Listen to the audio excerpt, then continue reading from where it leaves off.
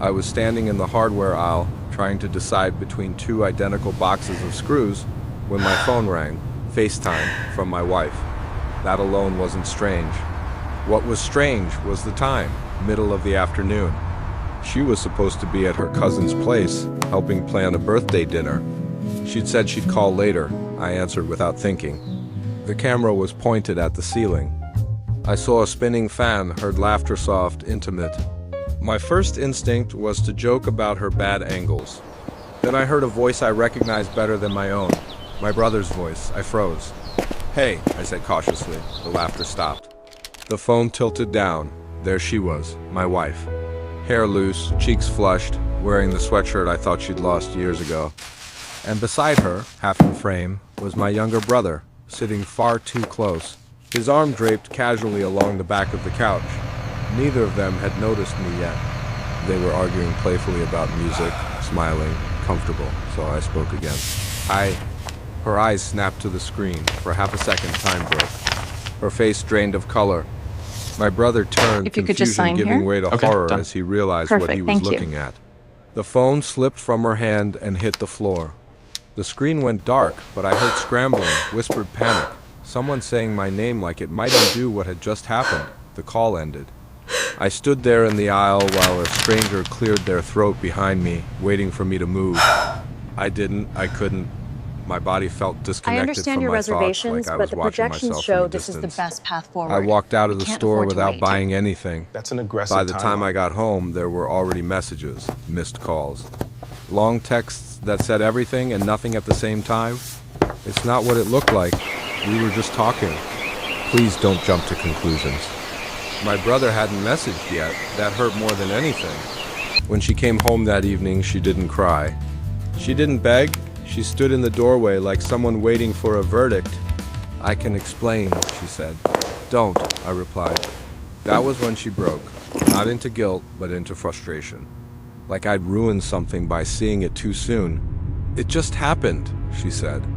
"You've been distant. He understands me. He listens. He's my brother," I said quietly. She looked away. "That doesn't change how I feel." Something inside me shut off then. If I The understand part this that clause wanted correctly, answers. the equity The dispersal part that happens wanted after the first closure. quarter. I That is slept on the correct, couch provided that all night. parties sign the addendum She didn't by come the out end to of the check month. on me. The next morning, my brother finally called. I didn't answer. Instead, I went to work and asked for the rest of the week off. I needed time not to think, but to accept that the life I thought I had wasn't real anymore.